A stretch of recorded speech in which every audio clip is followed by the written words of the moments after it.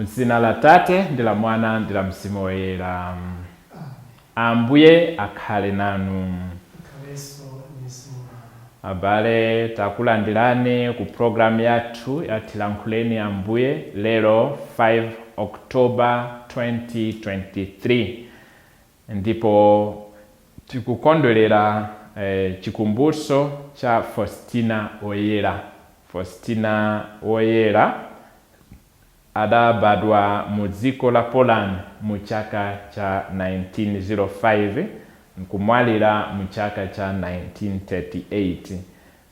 Faustina adalowa mu chipani cha Sisters of Our Lady of Mercy. Ndi pamene kuyambira mu chaka cha 1931 Mulungu anayamba kumuululira za chifundo chake. Ndipo ngati lero ife tili ndi korona la chifundo imene tikupemphera tiziwe kuti chiyambi chake ndi Faustina Woyera. Ndiponso chinthuzi cha Divine Mercy, Jesus I Trust in You, chinthuzi chimene tazolowera kuona ndi chifukwa cha Faustina Woyera, ndi amene adalandira chivumbulitso kuchokera kwa Mulungu mmene chinthuzi icho chidayenera kukhala. Lero mawu a Mulungu ndi ochokera ku Nehemiya chapter 8 verse 1 mpaka 4, kenaka 5 mpaka 6, kenaka 7 mpaka 12. Amene akutiwerengera mawu oyamba ndi Have Kayange wa bungwe la Young Christian Workers YCW kuchokera ku St. Francis Parish, Kanengo, mu Archdiocese ya Lilongwe. Ndipo uthenga wa lero ndi Luka chapter 10 1 mpaka 12. Amene akutiwerengera mthenga wabwino komanso kutigawira mawu ndi Reverend Father Derende Thomas Pouya achipani cha Missionaries of Africa kuchokera ku St. Francis Parish, Kanengo, mu Archdiocese ya Lilongwe. Mawu oyamba. Mawu a m'buku la Nehemiya. Nehemiya mutu wa 8 ndime 1 kulekeza 4, kupitiriza ndime 5 kulekeza 6, kuwerenganso ndime 7 kulekeza 12. Anthu onse adasonkhana pamodzi pa bwalo lapatsogolo pa chipata cha madzi. Tsono anthuwo adamuwuza Ezara, amene anali mlembi wansembe ndi mphunzitsi wa malamulo, kuti abwere ndi buku la malamulo a Mose, limene chauta adapatsa Aisraeli. Pamenepo Ezarayo adabwera ndi buku la malamulolo pa tsiku loyamba la mwezi wachisanu ndi chiwiri, ku msonkhano wa amuna ndi akazi ndi ana amene ankatha kumvetsa zinthu bwino. Tsono Ezara adawerenga bukulo atayang'ana bwalo la chipata cha madzi, kuyambira mmawa mpaka pamasana pamaso pa amuna ndi akazi omwe, ndiponso onse amene ankatha kumvetsa zinthu bwino. Ndipo anthu onse ankatchera makutu kuti amve zowerengazo. Mlembi Ezara adayimirira pa nsanja ya mitengo imene anthuwo adamanga chifukwa cha msonkhanowo. Tsono atayimirira pa nsanjapo, Ezara adafukutula buku, anthu onse akupenya. Pomwepo anthu onse adayimirira. Kenaka Ezara adati, atamandike chauta Mulungu wamkulu. Ndipo anthu onse adakweza manja nayankha kuti, inde momwemo, inde momwemo. Pambuyo pake adaweramitsa mitu pansi ndipo adapembedza chauta ali chizolikire. Anthu atayimiriranso, Alevi adawerenga buku la malamulo a Mulungu momveka bwino, ndipo adatanthauzira mawu kuti anthu amvetse bwino. Tsono bwanamkubwa Nehemiya pamodzi ndi Ezara wansembe ndi mphunzitsi wa malamulo kudzanso Alevi amene ankaphunzitsa anthu adawuza anthu onse aja kuti, lero ndi tsiku loyera kwa chauta Mulungu wanu. Musakhale ndi chisoni ndipo musalire. Ndiye kuti anthu onse ankalira atamva mawu a malamulowo. Tsono Nehemiya adapitiriza nati, kazipitani mukachite phwando ku nyumba. Kenaka muwapatseko anzanu amene sadakonze kanthu, pakuti lero ndi tsiku loyera kwa chauta Mulungu wathu. Tsono musakhale ndi chisoni, popeza kuti chimwemwe chimene chauta amakupatsani chimakulimbikitsani. Choncho Alevi adacheteketsa anthu onse nawawuza kuti musalirenso ayi, pakuti lero ndi tsiku loyera. Choncho musakhale ndi chisoni. Pamenepo anthu onse adapita kwawo kukadya ndi kumwa, ndipo zakudya zina adagawirako anzawo, kuti pakhale chikondwerero chachikulu, chifukwa chakuti tsopano anali atamvetsa bwino mawu a malamulo amene adawerengedwawo. Mawu a Ambuye. Ambuye akhale nanu.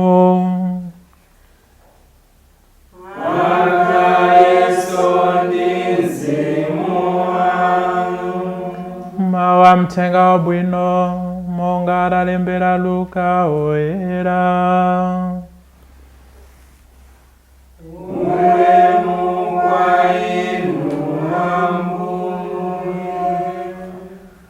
Pa nthawi yomweyo Ambuye adasankha anthu 72 nawatuma awiriawiri kuti atsogole kupita kumudzi uliwonse ndi kumalo aliwonse kumene iye ankati apiteko. Adawawuza kuti zinthu nzambiri koma ntchito ngochepa. N'chifukwa chake pemphani mwini zinthu kuti atume antchito kukatuta zinthuzo. Pitani tsono, ndikukutumani ngati ana nkhosa pakati pa mimbulu. Musatenge chikwama cha ndalama, kapena thumba la paulendo, kapenanso nsapato zapaderayi. Musayimenso kuti mupereke moni pa njira.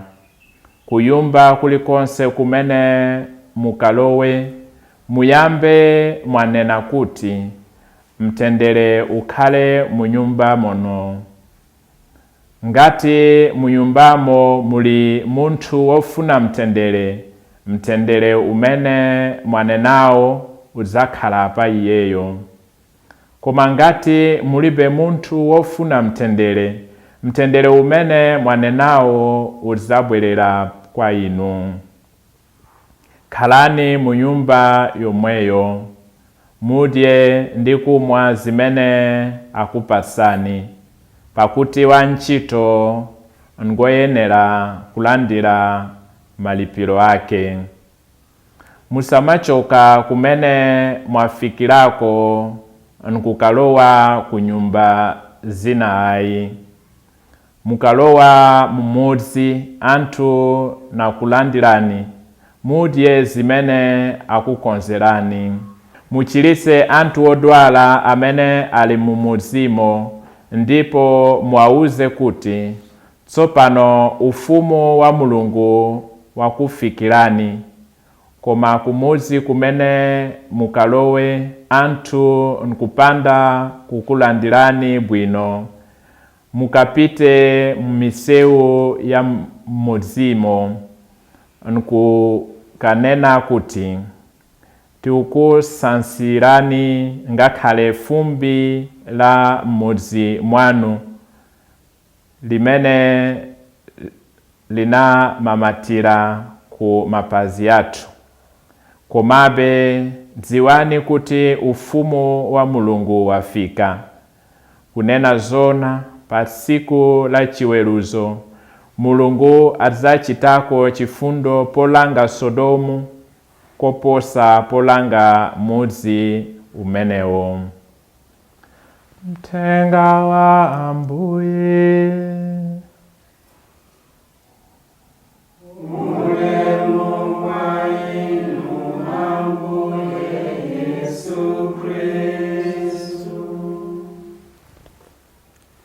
Yesu akutuma ophunzira ake 72. 72 ikutikumbusanso anthu aja Mose adasankha. Iwo adali 70. Mose pamene adali ndi Aisraeli mu chipululu, ntchito inamkulira, ndipo Jetro amene anali bambo wa mkazi wa Mose anamfotokozera kuti iwe sungakwanise ntchito zonsezi iwe weka, koma usankhe anthu pakati pa Israeli anzawo kuti akuthandize ndi ntchitozo. Ndipo Mose adasankha anthu 70 aja kuti agwire nawo ntchito. Ndipo pamene Mose adasankha, Yesu nayenso asankha anthu. Mose titakuwerenga Numbers 11 kuyambira verse 16 mpaka 25. Yesu asankha 72 kuti awatume. Cholinga chake ndi kuti iwowa apite kumene Yesu ankati apite. Usati apite kumene akufuna kupita, koma kumene Yesu ankati apite. Yesu aona kuti anthu 72 kupita awiri atakukwanirisa malo mwina 36 nthawi imodzi. Mwaona kuchuluka kwa atumiki umathandiza kuti utumiki uyende mwa sangamo.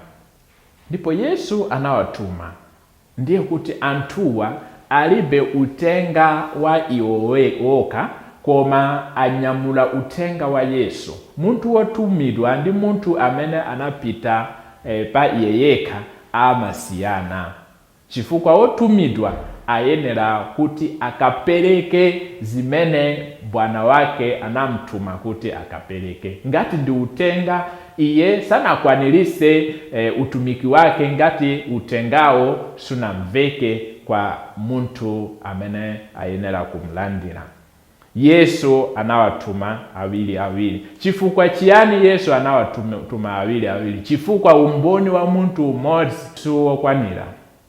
Muntu umodzi sangapereke umboni wokwanira, koma anthu awiri atatu, kuyambira awiri kuposa awiri ndi pamene umboni ndi wokhulupirika.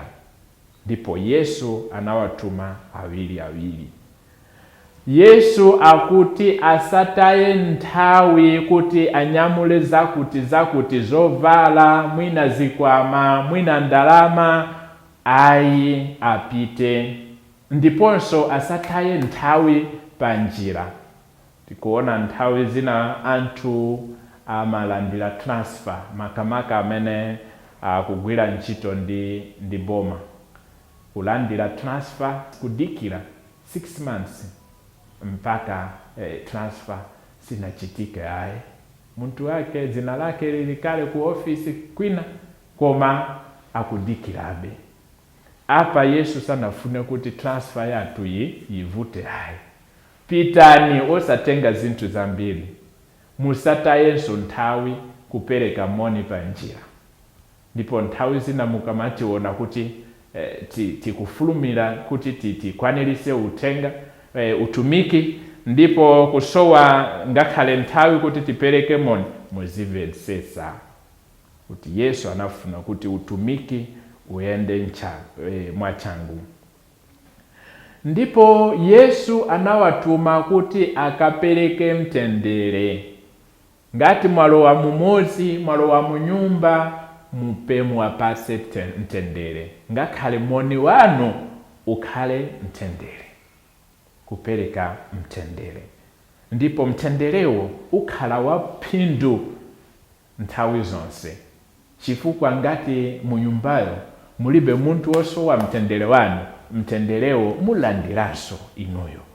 Ngati alipo muntu wosowa mtendere wanu, alandira mtendere umenewo. Ndiyo kuti mtendere umenewo mukapereke, si kuti mwina ungalephera kugwira ntchito.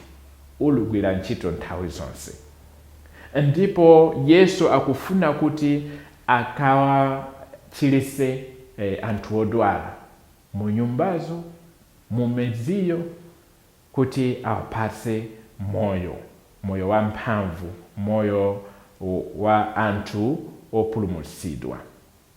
Ndipo Yesu akuwawuzanso nthawi zina titha kuzifunsa kuti chifukwa chiyani Yesu anafotokoza zinthu zonse chonchi. Ngati mwalandiridwa mumuzi, ndipo mumuzimo mwalandiridwa mu nyumba, musamango pita nyumba ndi nyumba kuti mukalawemo ndiwo. Ayi, mukhale pamene anakulandirani, ndipo mudye ndi kumwa zimene azakupasani, chifukwa antchito ayenera malipiro ake. Mulandire zimene akupasani, chifukwa kuzera kulandira kwanu musaone kuti munangolandira inuyo, koma munalola Mulungu kuti alandire zimene anthu akufuna kuti apereke kwa Mulungu. Muutumiki wathu Yesu aonesa kale kuti pena akulandireni, koma pena mwina sindinu wolandiridwa, mukhala kuti sanakufuneni. Ngati zachitika osadandaula, mupite kwina. Ndipo abale, tipemphe kuti Yesu amene anatuma ophunzira ake, amene akutuma ife lero, inu ndi ine, amene tonse tinalandira ubatizo, tipemphe kuti atithandize kuti utumiki wake upitilire kubala zipaso, ndiponso zipaso zake zitithandize ndi kuthandiza dziko lapansi. Ambuye akhale nanu. Akudaliseni Mulungu wamphamvu zonse, Atate ndi Mwana ndi Mzimu Woyera.